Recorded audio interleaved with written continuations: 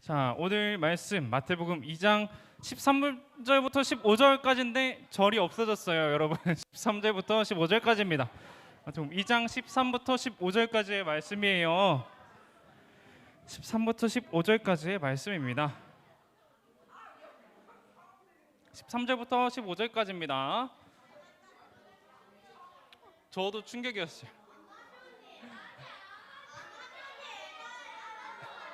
알겠습니다. 우리 이 시간 말씀 듣고 그 이야기는 좀 이따 해요. 우리 그 이야기는 좀 이따 해요. 자, 13절부터 15절까지의 말씀. 여러분, 저 한 절, 여러분 한 절 읽는 걸로 할게요. 저 13절, 여러분 14절, 15절은 다 함께 한번 읽어보도록 하겠습니다. 저 먼저 읽겠습니다. 박사들이 떠난 뒤에 천사가 요셉의 꿈에 나타나 말했습니다. 일어나라, 아기와 아기 엄마를 데리고 이집트로 도망가거라. 헤롯이 아기를 죽이려고 하니 내가 지시할 때까지 이집트에 머물러 있어라.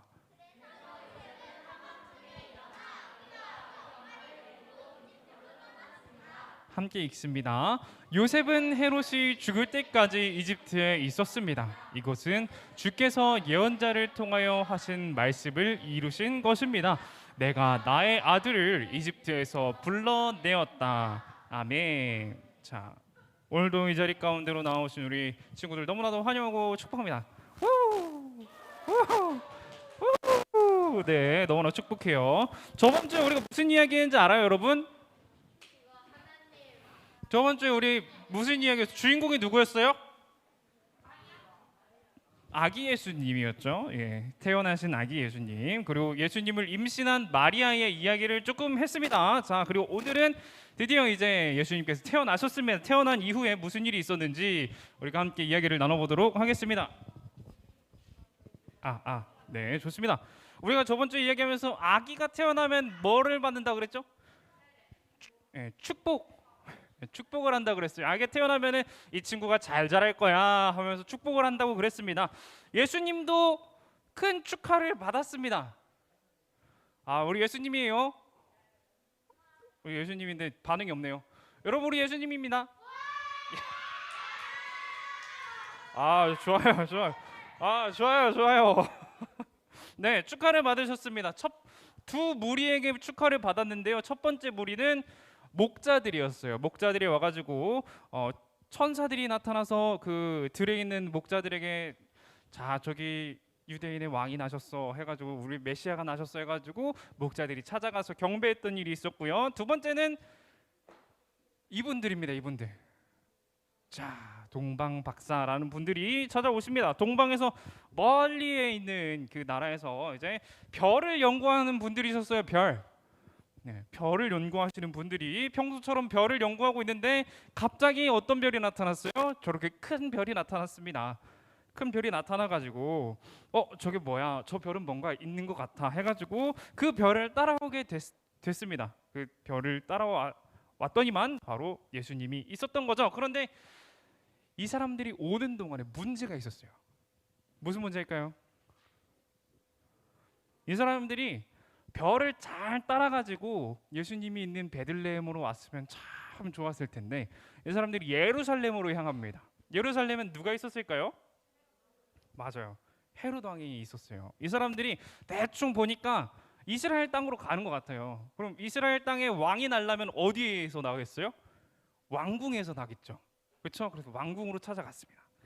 당연히 왕궁에서 태어났겠지 하면서 찾아가가지고 이 별비게이션을 따라가지 않고 자기 마음대로 예루살렘으로 향했어요. 그래가지고 거기에는 누가 있었죠? 헤롯이 있었습니다. 헤롯 왕은요, 유대인이 아닙니다. 유대 지역의 왕이었는데 유대인이 아니고 그 옆에 민족이었어요. 옆에 살던 민족이었는데 로마에 의해서 왕으로 세워진 겁니다. 그래가지고 유대인들한테 환심을 사려고 얼마나 노력을 했는지 몰라요. 유대인들이 좋아하는 것도 막 해줬고요. 가장 유대인들이 좋아하는 게 뭐였을까요? 하나님의 성전을 짓는 걸 가장 좋아했습니다. 성전을 그냥 막 휘황찬란하게 지어줬어요. 유대인들이 환심을 사기 위해서.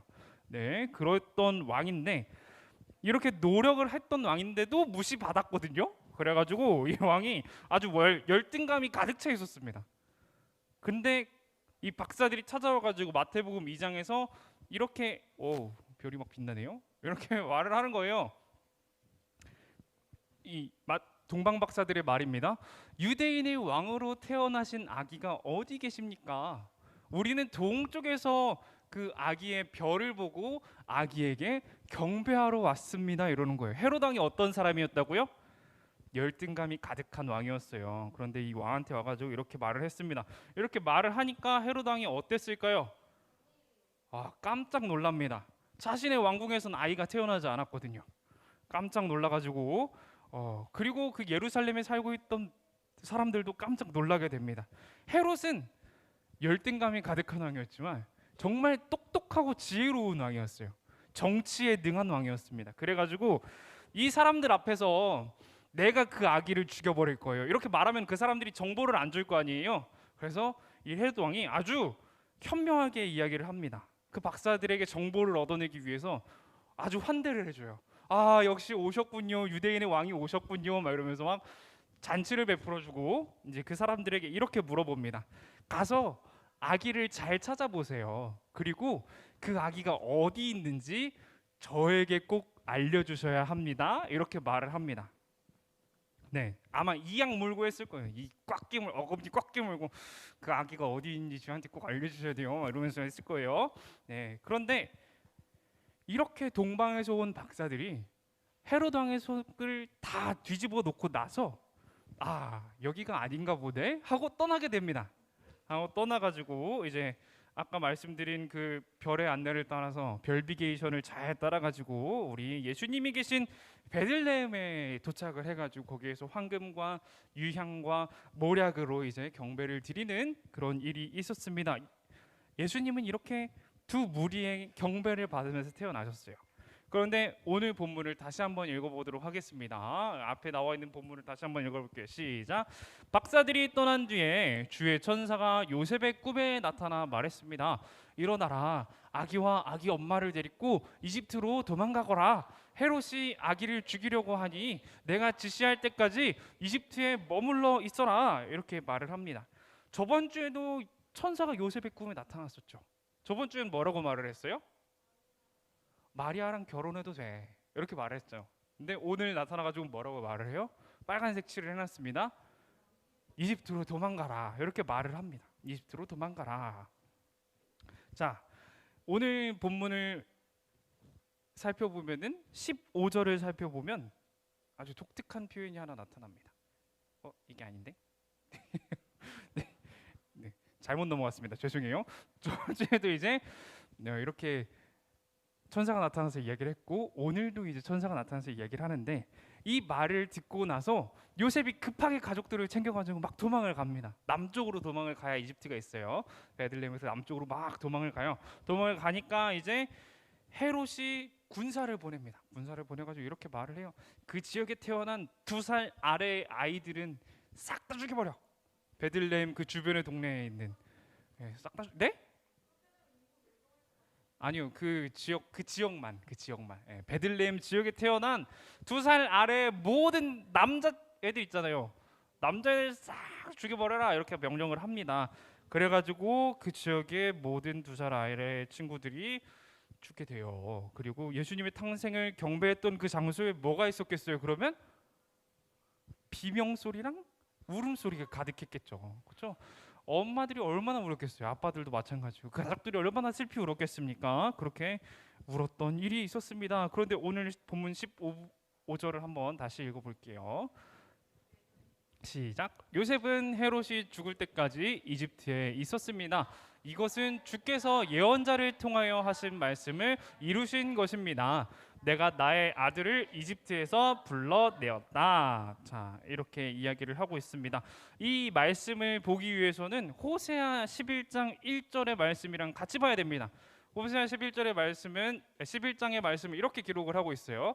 이스라엘이 어린아이였을 때 내가 그를 내 아들처럼 사랑하여 이집트에서 불러냈다라고 기록을 합니다. 자, 위에 보면은 예언자의 말을 이루신 것이다라고 이야기를 했죠. 그 예언자가 내가 나의 아들을 이집트에서 불러내었다 그랬어요. 그 말씀이 바로 호세아 선지자의 이야기입니다. 여러분은 이 구절을 보면서 어떤 생각이 납니까? 그냥 이집트에 가셨구나. 아, 이집트에서 불러냈구나. 이게 장가요 혹시? 혹시 어떤 사건이 기억나지 않아요? 어떤 사건? 구약의 창세기 다음에 뭐가 있죠? 그쵸? 출애굽의 사건이 기억이 나면은 이제 정말 멋있는 친구들인 거였는데 한 명도 기억을 못했어요, 여러분. 네, 우리로 하여금 출애굽의 사건을 기억이 나게 합니다. 이집트에서 이스라엘이 탈출한 사건, 하나님께서 이집트에서 이스라엘을 불러낸 사건, 그게 바로 출애굽이죠. 그리고 오늘 예수님 역시도 이집트에서 불러냈다고 하고 있어요. 나의 사랑하는 아들, 나의 아들을 내가 이집트에서 불러내었어. 이걸 말하면서 마태를 기록한 사람이 누군지 알아요, 여러분? 마태복음을 기록한 사람이 누군지 알아요? 아, 맞아요, 마태예요. 마태복음을 기록한 마태는 이렇게 해석을 하고 싶었던 거예요. 사실은 우리 주님께서, 우리 예수님이 진짜 이스라엘을 대표하시는 분이셔. 이렇게 말을 하고 싶었던 겁니다. 그래가지고 이렇게 기록을 했어요. 유대인들의 경우는 출애굽기에 대해서 잘 알겠죠. 그렇죠? 유대인들 같은 경우는 출애굽기에 대해서 우리보다 더 자세하게 알고 있을 거예요. 그래서 그 사람들이 이집트라는 단어를 들었을 때 뭔가 다른, 우리와는 조금 다른 감정을 느꼈을 겁니다. 조금 더 깊이 이해하고, 아, 그때 그랬었지, 우리의 조상들께서 그랬었지, 이러면서 기억이 났었을 것 같아요. 그곳, 이 이집트라는 곳이 바로 하나님이 이스라엘 민족을 자신의 백성으로 삼아 그들을 사랑으로 이끄셨던 곳이기 때문에, 그 이끌기 시작했던 곳이기 때문에 이스라엘 민족의 시작이 어떻게 보면은 출애굽 이후부터라고 생각을 할 수 있습니다. 그렇기 때문에 이 구절을 읽고서는 이제 유대인들로 해서 예수님을 통해 뭔가 구약의 예언들이 퍼즐처럼 맞춰져 가는 그런 느낌을 느꼈을 것이다. 그런 감정을 느꼈을 것이다. 우리가 추측해 볼 수 있습니다. 그리고 이제 두 번째 또 이런 비슷한 게 나타나는데요. 우리 한번 18절을 한번 읽어 보겠습니다. 18절. 아, 본문 밖에 있습니다. 본문 밖에. 자, 우리가 본문이 아니기 때문에 함께 읽어볼게요. 시작. 라마에서 소리가 들려왔다. 슬피 울며 통곡하는 소리다. 라헬이 자기 아이들을 위해 우는데 자식이 없으므로 위로받으려 하지 않는다. 이 본문을 보면 누가 등장하나요? 라헬이 누군지 알아요, 여러분? 누구예요? 아, 맞습니다. 야곱의 아내 라헬 맞아요. 또 다른 아내가 누구죠? 맞아요. 레아와 라헬입니다. 어쨌든 이 레아와 라헬, 그 중에서 라헬이 이제 예레미야의 시대의 이 말씀에 대한 해석은 유다가 멸망하고 그 사람들이 잡혀감을 뜻하는 것이었습니다. 유다 사람들이 망했다. 남유다가 망했어요. 그러다 보니까 라헬이 울고 자식들이 없으므로 위로받을 것이다, 이렇게 말을 했었는데, 오늘 마태복음의 저자인 마태는 그 해석을 다시 한번 하고 있어요. 그것도 맞는데 이게 그 베들레헴에서 죽었던, 그 라마에서 죽었던 아이들을 위한 어머니들의 통곡 소리다라고 이야기를 하고 있는 겁니다. 이 장면을 보고서 또 유대인들은 역시 또 마찬가지로 이제 퍼즐이 착착착, 아, 예수님이 그런 분이셨구나, 구약에 예언하셨던 이 말씀들이 다 예수님을 위한 거였구나, 이렇게 느낄 수 있었던 거죠. 이제 마지막 장면을 한번 살펴볼 거예요. 마지막 장면은 23절입니다. 자, 23절의 말씀 제가 한번 읽어보겠습니다. 그는 나사렛이라는 마을로 가서 거기서 살았습니다. 그가 누굴까요?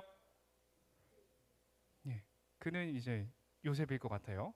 예수님의 가족은 나사렛의 마을로 가가지고 거기서 살았습니다. 그래서 예언자들을 통해서 뭐라고 말을 했대요?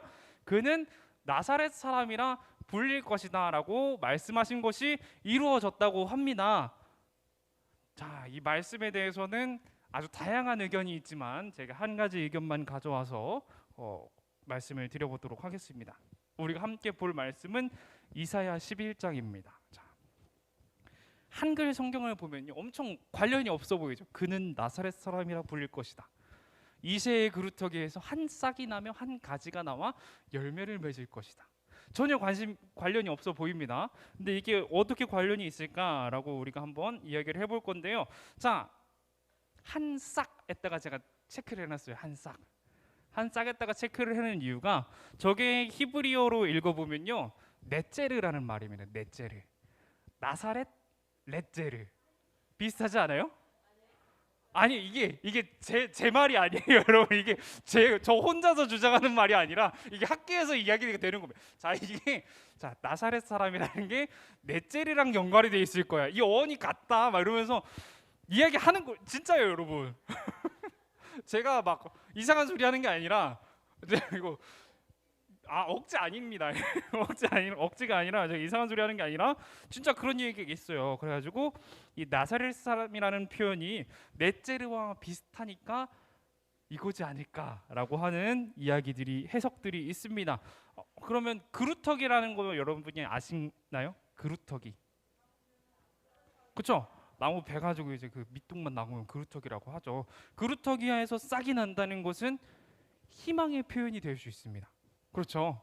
그루터기가 이미 막 절망적인 상황이니까요. 근데 그곳에서 새싹이 나온다는 게 아직 그 나무가 살아있다는 거고 그 나무가 앞으로 더 성장할 수 있다는 것을 보여주죠.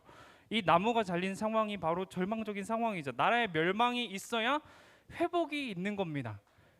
회복이 있기 위해서는 위기와 절망적인 상황이 있어야 되는 거예요. 유진아, 회복이 있기 위해서는 뭐가 있어야 된다고요? 위기와 절망적인 상황이 있어야 된다고요. 나라가 회복하기 위해서는 그 나라가 멸망했어야 된다는 겁니다.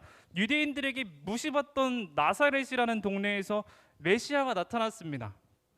그것은 우리가 기대하는 왕의 모습과는 조금 달라요. 동방 박사들이 기대했던 것과도 조금 다릅니다. 동방 박사들 역시도 사람의 생각을 가지고 예루살렘으로 먼저 찾아갔잖아요. 그 사람들도 당연히 왕이 났으면은 왕국에서 태어날 거야 라는 생각을 가지고 있었던 겁니다. 우리도 왕이 난다면 어디에서 태어난다고 생각을 해요? 어디에서 자란다고 생각을 해요? 당연히 왕국에서 태어나서 왕궁에서 왕자로서 잘할 것이다 라고 생각을 하죠. 근데 하나님은 완전 다른 역사를 보이셨다는 거죠. 유대인들에게 무시받던 동네 갈릴리 중에서도 나사렛이라는 동네에서 예수님이 자라게 되십니다. 이 모습을 통해서 우리는 예수님께서 낮아지는 왕이시다, 낮은 곳으로 향하시는 왕이시다라는 것을 우리가 깨달을 수 있습니다. 이 구루터기랑 나사렛이라는 표현을 사용함으로 인해서 절망 속에 있는 그 구루터기에서 넷째르 한 싹이 나오는 것이랑 갈릴리 나사렛에서 메시아가 나오는 것이랑 그 희망의 메시지가 숨어 있다는 것을 우리가 볼 수 있습니다. 그리고 예수님께서 또 한 번 예언을 성취하시는 분이라는 것을 우리가 또 깨달을 수 있죠. 지금까지 세 가지를 다뤘어요. 그렇죠? 세 가지 모두 예수님과는 전혀 상관없는 예언이라고 생각을 했는데 다시 보니까 예수님에 대한 예언이었던 거예요. 자, 우리는 여기서 또 세 가지 깨달음을 얻을 수 있습니다. 짠, 짠. 네, 좋습니다. 예, 첫 번째는요. 예수님은 모든 언약의 성취라는 겁니다. 모든 예언의 성취라는 거예요. 구약이 정말 길거든요.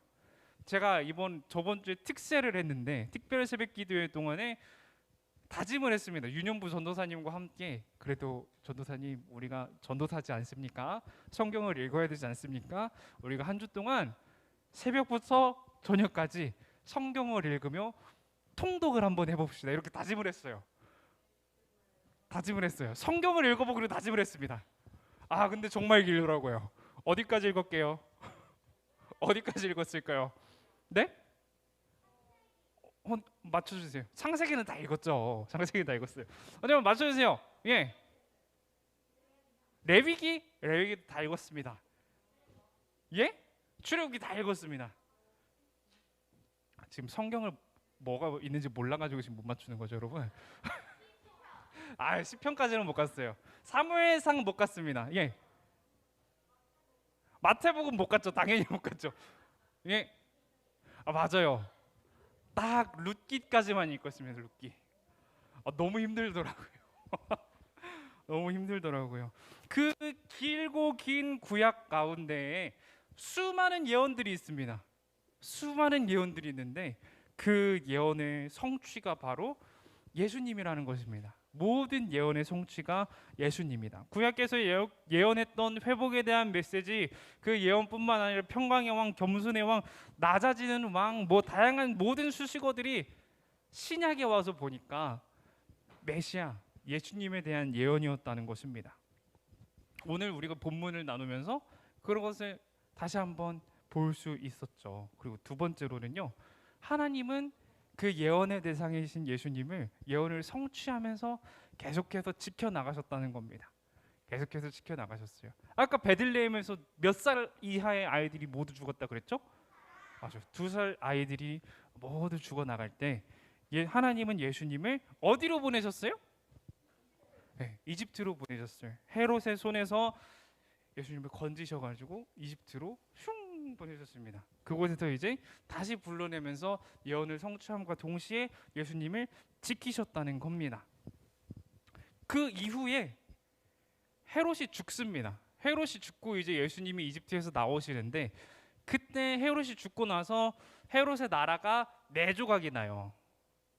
4조각이 나가지고 아들들에게 전달이 됩니다. 근데 유대를 다스리던 왕이 아켈라오라는 왕입니다. 아켈라오라는 왕이 있는데, 이 왕은 다른 형제들에 비해서 조금 난폭했어요. 폭정을 일삼았습니다. 뭐 세금도 좀 많이 걷고, 마음에 안 들면 저희 가서 처형시키시고요, 여기 자르시고 여 자르시고 하면서 하시던 분이었어요. 그래가지고 하나님은 그래서 예수님을 베들레헴으로 보내지 않으시고 어디로 보내셨어요? 예수님 어디 사람이라 그랬죠? 맞아요. 나사렛으로 보내시게 됩니다. 그러면서 또 한번 예수님을 지키시는 모습을, 예언을 성취함과 동시에 예수님을 지키시는 모습 우리가 볼 수 있습니다. 그곳에서 이제 예수님은 조금씩 자라나면서 멋있는 청년으로 믿음이 자라나고 지혜가 자라나는 그런 모습을 보여줍니다. 자, 마지막입니다. 이제 마지막으로 하나님은 우리에게 역사하고 계신다는 겁니다. 하나님이 우리를 역시 지금 현재를 살아가고 있는 우리도 마찬가지로 지키신다는 거예요. 우리가 함께 바울의 고백을 함께 읽기를 원합니다. 바울의 고백의 마지막 단만 한번 읽어볼게요. 시작. 그러나 주님은 신실하신 분이시기에 여러분에게 힘이 되시며 여러분을 악한 자로부터 지켜주실 것입니다. 네, 그렇습니다. 주님은 오늘 이 시간에도 우리에게 약속하신 그대로 우리의 인생을 지켜나가고 계십니다.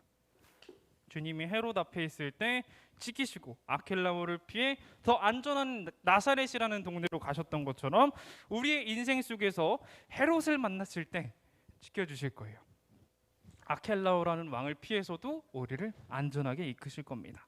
우리를 인도해 가실 그 하나님을 여러분이 믿으시기 바랍니다. 여러분의 평생 동안 그런 하나님의 은혜를 경험하고 그런 하나님의 역사 속에서 평안과 화평을 누리며 살아가는, 예수님과 같이 믿음이 자라고 그 지혜가 자라는 우리 성도로서 자라나기를 축복합니다. 여러분,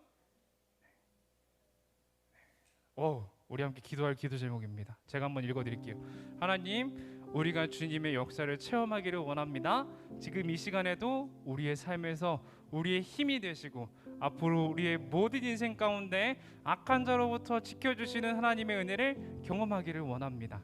나로 하여금 주님을 만나 주님의 은혜 속에 살게 하소서라는 기도 제목을 가지고 우리 함께 기도드리길 원하는데요. 우리 여러분이 두 손을 모으고 두 눈을 감고 함께 입술을 열고 고백하며 나아가는 시간 되기를 원합니다.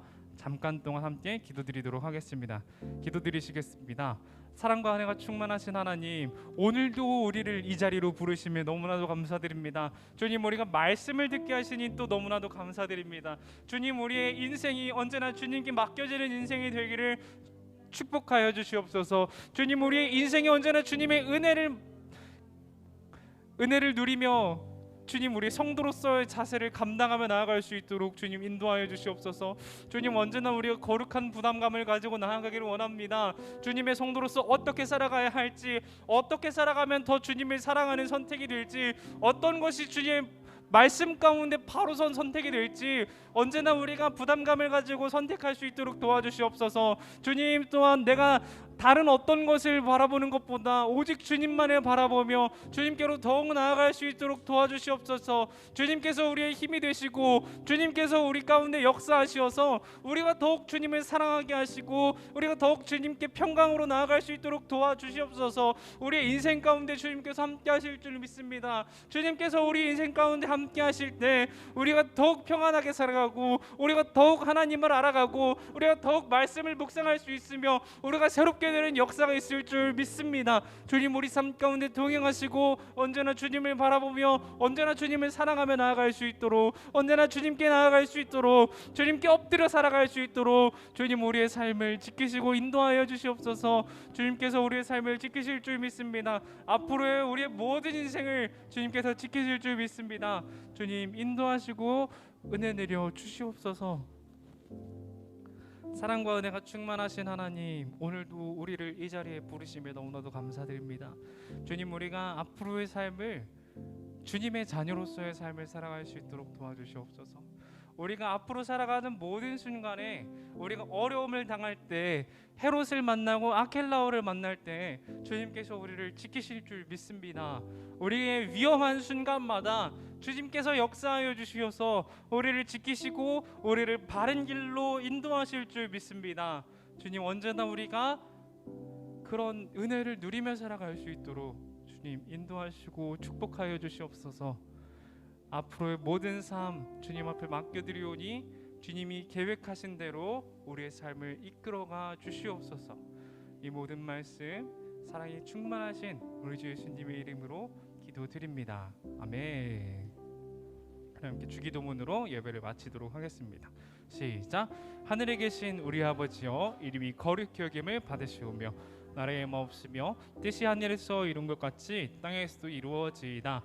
오늘날 우리에게 일용할 양식을 주옵시고 우리가 우리에게 죄 지은 자를 사하여 준 것 같이 우리의 죄를 사하여 주옵시고 우리를 시험에 들게 하지 마옵시고 다만 악에서 구하옵소서.